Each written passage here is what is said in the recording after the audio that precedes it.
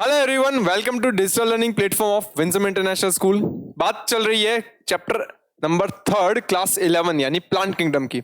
Last दो lecture में हमने क्या किया, एल्गी कर ली है और ब्रायोफाइट कर लिया है। इस लेक्चर में हम बात करने वाले हैं उनसे एडवांस प्लांट्स की जिनको हम कहते हैं टेरिडोफाइट। ठीक है, बात करेंगे टेरिडोफाइट के बारे में कि टेरिडोफाइट क्या होते हैं, उनकी प्रॉपर्टीज क्या होती है, कैसे दिखते हैं, कैसा रिप्रोडक्शन होता है, एवरीथिंग। ठीक है, देखो टेरिडोफाइट्स क्या है। ये चैप्टर ऐसा है, देखो बेटा, जिसमें हर लाइन टू लाइन जो है ना वो क्वेश्चन बनाती है। ठीक है, वैसे जनरली एनसीईआरटी से बाहर इसमें कुछ आता नहीं है, लेकिन जो लाइन क्या बोल रही है वो हमें समझना बहुत ज्यादा जरूरी होता है। तो देखो टाइडोफाइट्स क्या होता है। The pteridophytes include horsetails and ferns. Pteridophyte में दो तरह के प्लांट्स आते हैं, एक होता है हॉर्सटेल्स, दूसरे होते हैं फर्न्स। हॉर्सटेल्स क्या होता है, ऐसे प्लांट्स होते हैं जिनमें ऐसा स्टेम होता है और इसमें ना यूं पत्तियां ऐसे निकली होती है, जैसे आपको लगता है जैसे घोड़े की पूंछ निकली हुई है, कुछ इस तरह से होता है, यूं ऐसे पत्तियां लगी हुई होती है। और फर्न्स वो होते हैं जिनके अंदर स्टेम बड़ा ही छोटा सा होता है और उनमें यूं बड़ी बड़ी सी ऐसे ब्रांचेस टाइप दिखाई देती है आपको, और उसके ऊपर यूं पत्तियां लगी होती हैं। इनके अंदर ट्रू स्टेम और लीव्स मिलती है। ठीक है, और रूट्स भी ट्रू होती है इसमें। और यहाँ लीव्स जो होती है वो कंपाउंड लीव्स होती है, सिंपल लीव्स नहीं होती। The pteridophytes are used for medicinal purposes and as a soil binders, यानी वो सॉइल को बाइंड करके रखते हैं। और क्या होता है, मेडिसिनल पर्पसेस के यूज में लाए जाते हैं, मतलब काफी सारे मेडिसिनल प्लांट्स आते हैं इसके अंदर। They are also frequently grown as ornamentals. इनको कई बार सजावट के तौर पर भी उगाया जाता है, बगीचों के अंदर, गमलों के अंदर, बैल्कनीज के अंदर, वहां सजावट के तौर पर इनको उगा देते हैं। Evolutionary, they are the first terrestrial plants to possess vascular tissues, xylem and phloem. ये पहले ऐसे प्लांट्स हैं जो जमीन पर उग रहे हैं और इनके अंदर जाइलम और फ्लोएम यानी वैस्कुलर बंडल्स इनके अंदर प्रेजेंट है। The pteridophytes are found in cool, damp, shady places through some may flourish well in the sandy soil conditions. वो cool, damp, shady places पे उगते हैं। लेकिन कुछ एक ऐसे टाइडोफाइट्स भी होते हैं जो कि सैंडी सॉइल्स जो होते हैं उन कंडीशंस में भी बहुत अच्छे उगते हैं, यानी रेतीली मिट्टी जो होती है उसमें भी वो बढ़िया तरीके से ग्रो करते हैं। ओके, फिर आगे बात करते हैं। You may recall that the bryophytes are the dominant phase in the life cycle is the gametophytic plant body. हाँ, हमने बात की थी ब्रायोफाइट्स जो होते हैं उनके ऊपर डोमिनेंट फेज जो होती है उनके क्या होती है, गैमेटोफाइट होती है, और उसी के ऊपर क्या बनता है, स्पोरोफाइट होती है। लेकिन यहां इसका ठीक उल्टा है। However, in pteridophytes, the main plant body is a sporophyte, which is differentiated into true root, stem, and leaves. बोला था ना? The sporophytes bear sporangia that are subtended by a leaf-like appendages called sporophylls. अब यहाँ क्या होती है, कुछ leaves होती हैं। अब उन लीव्स के ऊपर क्या होता है, जैसे मान लो ये ऐसे लीव्स हैं, अब ये लीव्स लाइक अपेंडेजेस हैं, ये लीव्स हैं। इन लीव्स के ऊपर क्या होता है, ऐसे छोटे छोटे पॉकेट्स बने होते हैं। क्या बोलते हैं इन पॉकेट्स को, बोलते हैं स्पोरेंजिया बोलते हैं। और इन्हीं के अंदर क्या बनते हैं, स्पोर्स बनते हैं। इनके अंदर क्या बनते हैं, स्पोर्स बनते हैं, स्पोर्स बनते हैं। देखो आगे दिखाई हुई है मैंने, देखो इस जगह पर देखो, ये रही, यहां देखो ये स्पोरेंजिया है और इनके अंदर क्या बनेंगे, स्पोर्स बनेंगे। These organs possess well differentiated vascular tissues. इनके पास वेल डेवलप्ड क्या होता है, वैस्कुलर टिश्यू होता है। The leaves in pteridophytes are small, इसको माइक्रोफिल्स बोलते हैं। पत्तियां छोटी छोटी हो सकती है इनके अंदर, एज इन सिलाजिनेला। सिलाजिनेला के अंदर पत्तियां छोटी होती है, और लार्ज हो सकती है लीव्स कहां, जिनको मैक्रोफिल्स बोलते हैं। और ये लार्ज फर्न्स मिलती है फर्न्स के अंदर। ठीक है ना, ये फर्न्स है, देखो ये फर्न्स है। ठीक है, और ये भी फर्न है, देखो ये वो स्पोरोफिल्स है। ठीक है, जिनके ऊपर ऐसे स्पोरेंजिया लगी है और इनके अंदर स्पोर्स बनेंगे। नेक्स्ट बात करें, so in some cases sporophylls may form distant compact structures called strobili or cones, जिनको हम सिलाजिनेला और इक्विस्टिटम कहते हैं। इनके अंदर ये एक मामला दिखाई देता है। कई बार ये जो लीव्स आपको दिखाई दे रही है ना, ये ऐसे कॉम्पैक्ट होगी और कॉम्पैक्ट होकर के क्या करेगी, आगे चल करके कोन या स्ट्रोबिलाई बनाती है। ठीक है, the sporangia produce spores by the meiosis in spore mother cells. क्या होता है स्पोरेंजिया के अंदर, इनके अंदर देखो क्या होता है, इनमें स्पोर मदर सेल मिलती है। Spore mother cell, spore mother cell मिलती है। कैसी होती है ये, 2n होती है। अब इसमें मियोसिस के थ्रू क्या बनते हैं, हैप्लॉइड स्पोर्स बनते हैं, एन स्पोर्स बनते हैं। ठीक है, The spores germinate to give rise to inconspicuous, small but multicellular, free-living, mostly photosynthesis thalloid gametophytes called prothallus. अब यहां आपको बताऊं क्या ये चीज क्या है?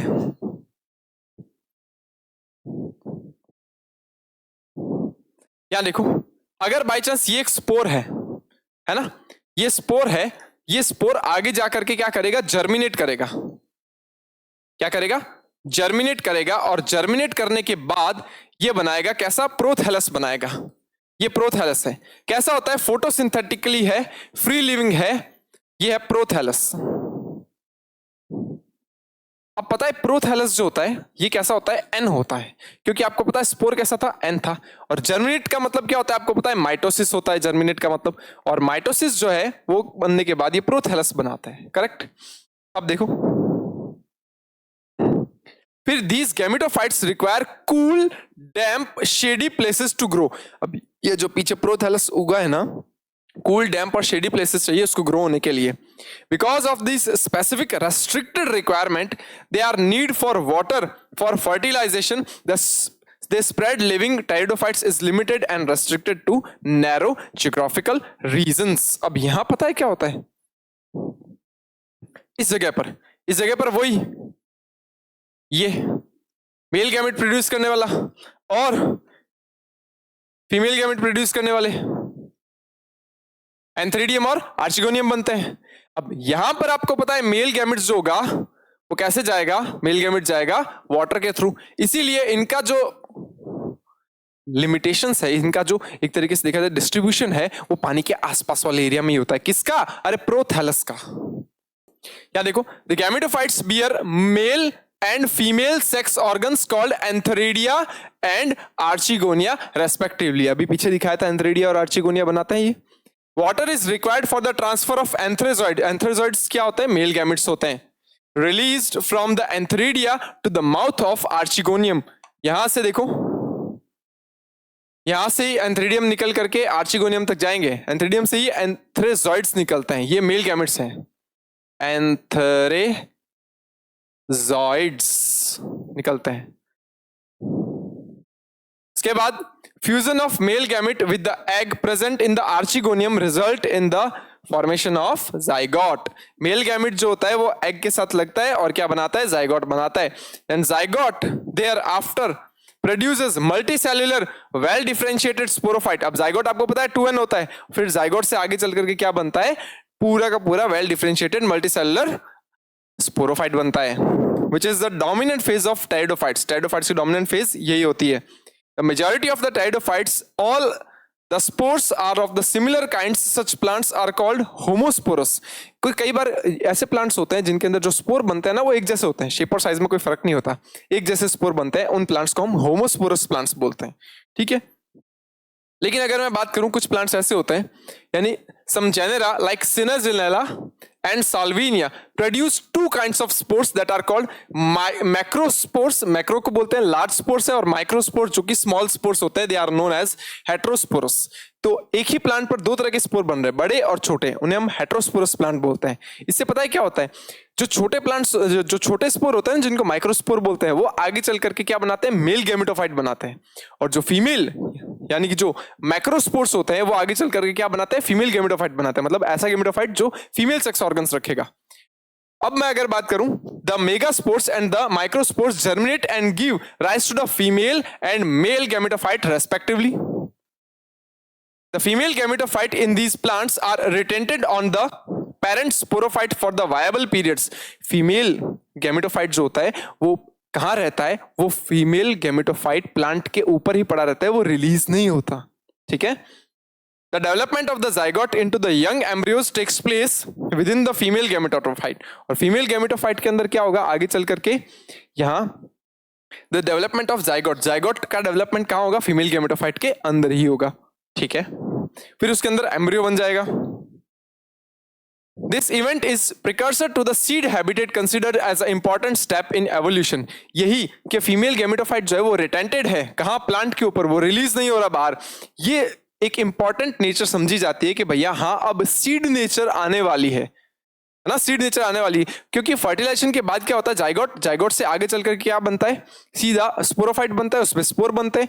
यहाँ क्या हो रहा है, यहाँ जाइगोट बनने के बाद एम्ब्रियो बन रहा है, और जो फीमेल गैमेटोफाइट है वो स्पोरोफाइट के ऊपर ही लगा हुआ है, वो अलग नहीं हो रहा उससे नया प्लांट बनाने के लिए, वो अभी भी उधर ही पड़ा है, कहाँ, स्पोरोफाइट के ऊपर ही। इससे ये पता चलता है कि भैया फीमेल गैमेटोफाइट जो है वो यहाँ पर आगे सीड नेचर की तरफ जा रहे हैं। हम हो सकता है आगे चल करके सीड बने, जो आगे और एडवांस प्लांट्स बनेंगे उनमें, और वास्तव में बने भी, क्योंकि इसके बाद क्या आएगा, जिम्नोस्पर्म आएगा, उसमें सीड बनते हैं। The pteridophytes are further classified into the 4 classes, 4 classes में डिवाइड किया गया है इसको, और इसके अंदर अलग अलग प्लांट्स आते हैं। उन सभी प्लांट्स के बारे में पूछा गया है नीट में। देखो जैसे साइलोप्सिडा जिसमें आता है साइलोटम, लाइकोप्सिडा जिसमें आता है सेलेजिनेला, लाइकोपोडियम, और स्फिनोप्सिडा जैसे इसमें इक्विस्टिटम आता है, टेरोप्सिडा जिसमें ड्रायोप्टेरिस आता है, टेरिस आता है, और एडियंटम आता है। ठीक है, ये क्या है, ये फर्न है, सॉरी ये हॉर्स्टेल है, ये हॉर्स्टेल है, ये सिलेजिनेला है, और ये फर्न्स है। हॉर्स्टेल है, ये सिलेजिनेला है, ये फर्न्स है। ठीक है, बात करते हैं जिम्नोस्पर्म्स की। जिम्नोस्पर्म्स क्या है, देखो ये ऐसे प्लांट्स हैं जिनमें सीड्स बनते हैं। अब आपको पता है सीड किससे बनता है, सीड बनता है ओव्यूल से। सीड किससे बनता है, ओव्यूल से बनता है।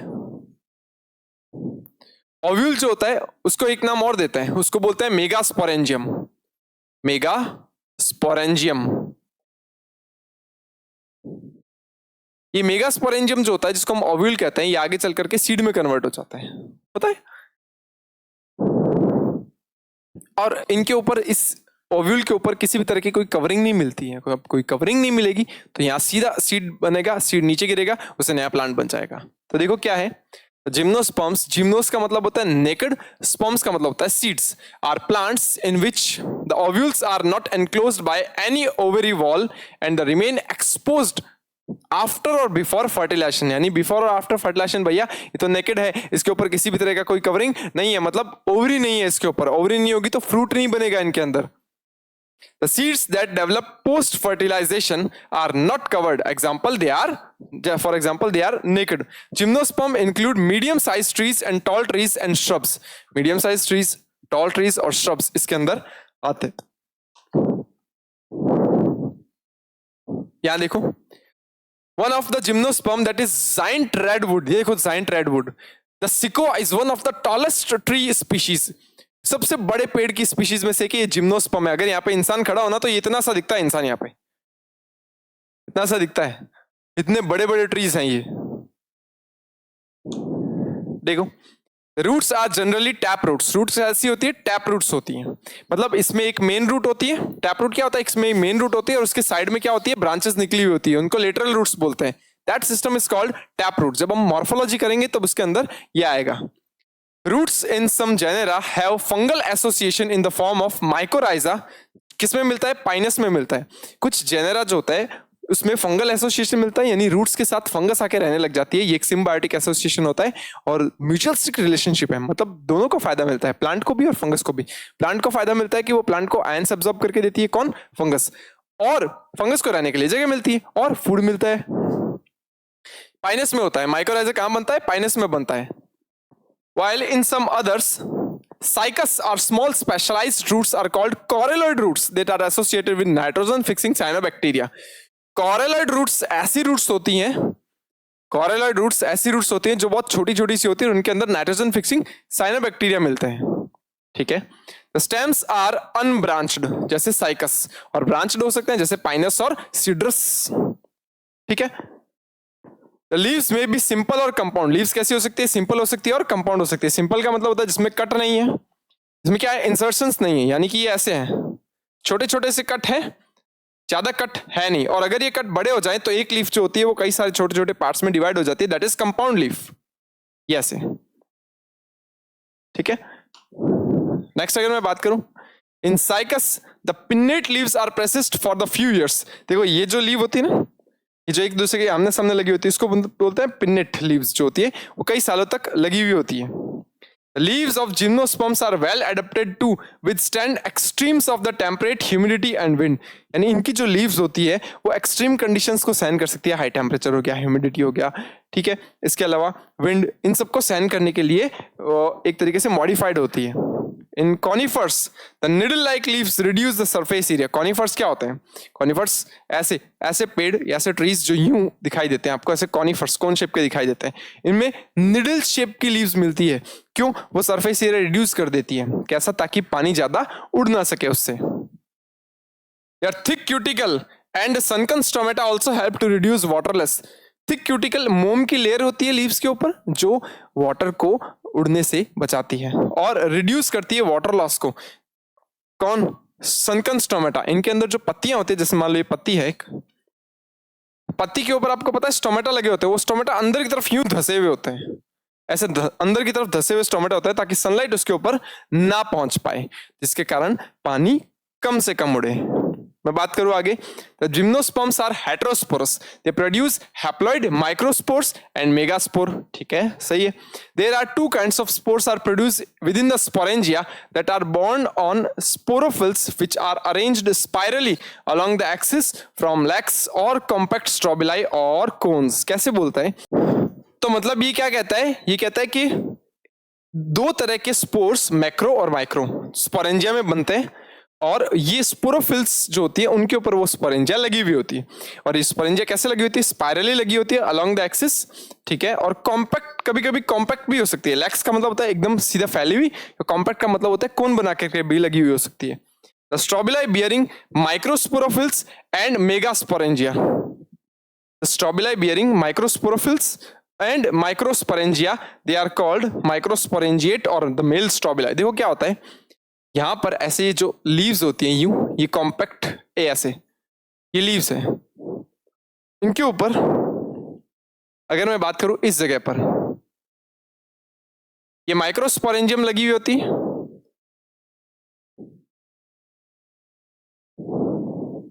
और इनके अंदर बनता है छोटे छोटे microspores.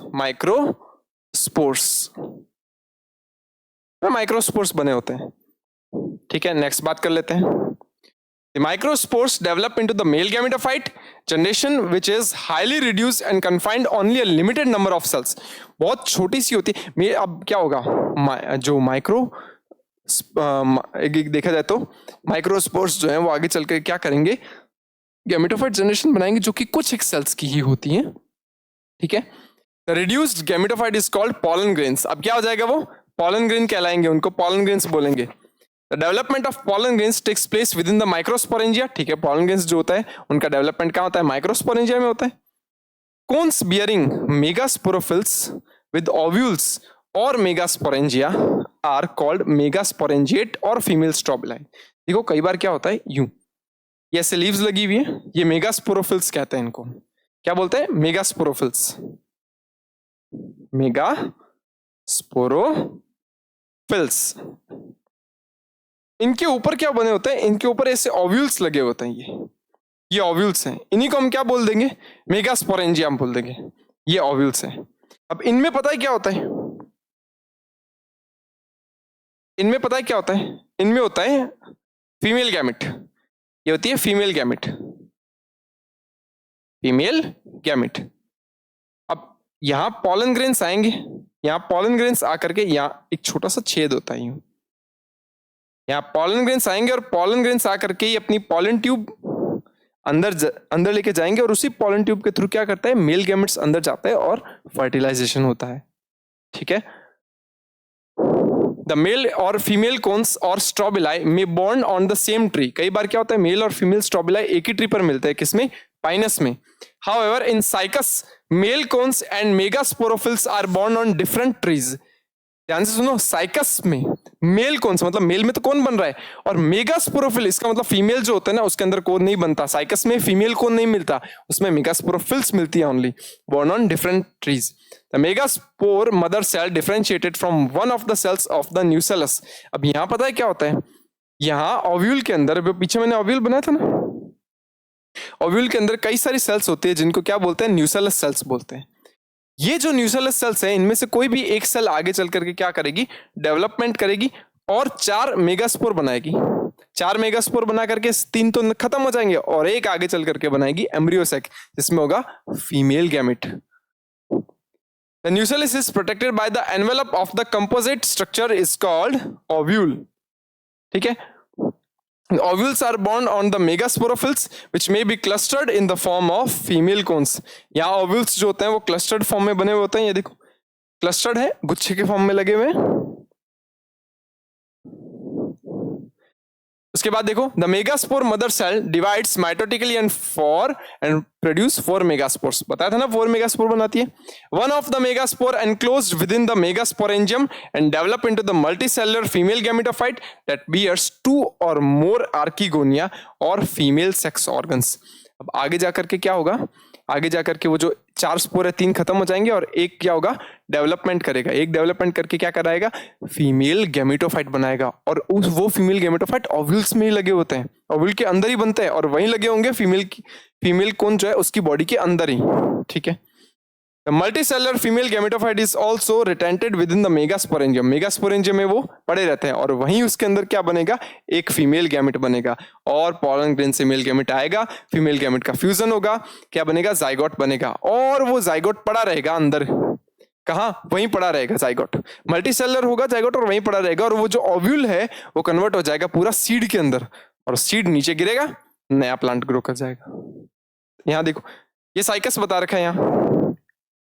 Unlike bryophytes and pteridophytes, in gymnosperm, the male and the female gametophytes do not have independent free living existence. यहाँ gametophytes होते हैं यानी pollen grains और जो female gametophyte है उनका free existence नहीं होता है।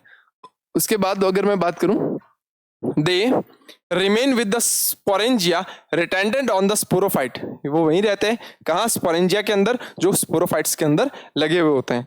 The pollen grains is released from the microsporangium. pollen grains release हो जाते हैं माइक्रोस्पोरेंजियम से।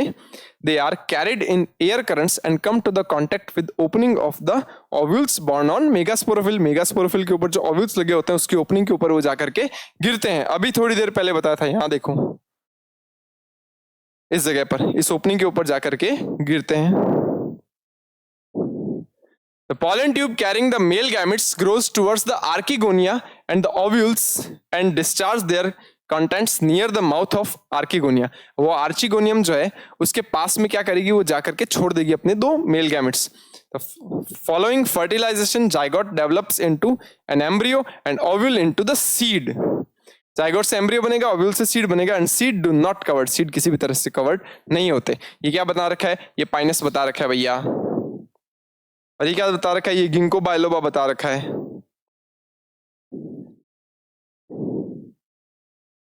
गिंको बायलोबा